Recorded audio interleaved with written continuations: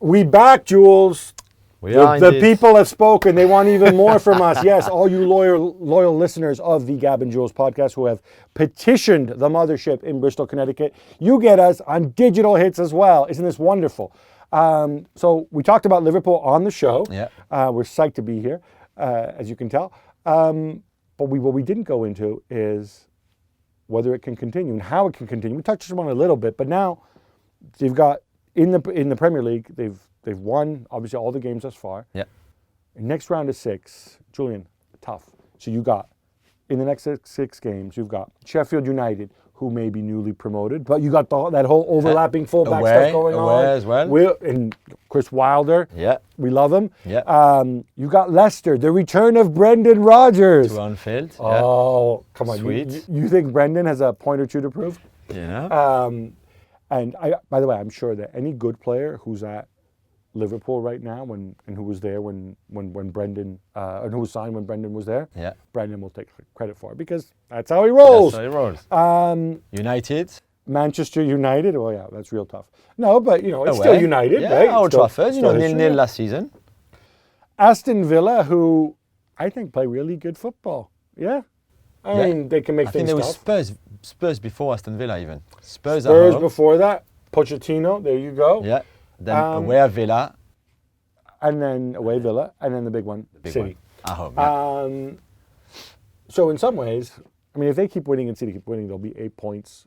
And they beat City. Yeah. They'll be 8 points clear. That's going to be minimum, minimum. But how do we feel about this? Is this a test?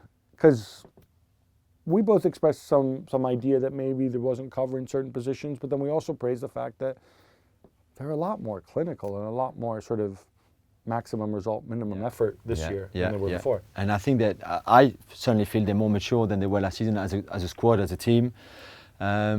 Last season, remember, they won their first 6 league matches, then dropped points away at Chelsea on match day 7. This season, they've done the 6 out of 6 already, which no one had ever done before. By the way, last year they would have lost if not for that crazy Daniel Sturridge last-minute goal. Match day 7 is away at Sheffield United, as we said. You don't know what's going to happen, but this one, with the momentum they're having, and even with a Carabao Cup round in midweek, where Klopp is going to rotate. Did you just bring up the Carabao Cup? No, I'm just saying, only because they will have weeks in those next 6 games where there will be international break. There will be Champions League week as well, where they've played the toughest game away at Napoli already. So the next 2 Champions League rounds are going to be more manageable in many ways. So they don't have to worry too much about that, I guess, and just focus a bit more on the league. But those weeks with 3 matches is not easy for anyone, Carabao Cup included. I don't see Sheffield United stopping them. I don't see Leicester at Anfield stopping them. I certainly don't see United stopping them at all. And then they'll get to 18 wins in a row, which is City's records, before they get to Spurs. 8 wins in a row. Yeah. You did say 18, which is a bit wishful thinking. Yeah, but 18 if you count, they're on 15 now. So if you add 3, that's 18 if you include last season, which is City's record. I don't know. I just think, you made a good point on the pod that in terms of depth, they're a bit lightweight, especially forwards. And I completely agree with you. I still think they'd be very hard to stop. In this cycle of 6 games, all right, we agreed that anything can happen against City, right? You have very little faith in United stopping them. I'm assuming you think Spurs can maybe get a draw, maybe beat them. They have a shot. Who else has a legit shot at beating them? Is it just Spurs and City? In those 6 fixtures, I think so. Do you? Do you think Leicester can go and get points in Liverpool? I think that's a tall order. And you know what? If you're right, then the worst case scenario that they lose against City and against Spurs, which I think is unlikely, by the way. Yeah.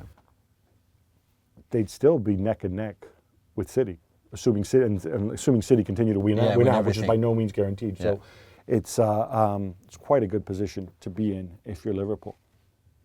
Well, thank you very much for watching ESPN on YouTube. For more sports highlights and analysis, be sure to download the ESPN app. And for live streaming, premium content, and let's not forget as well, ESPN FC 7 days a week. Subscribe to ESPN Plus.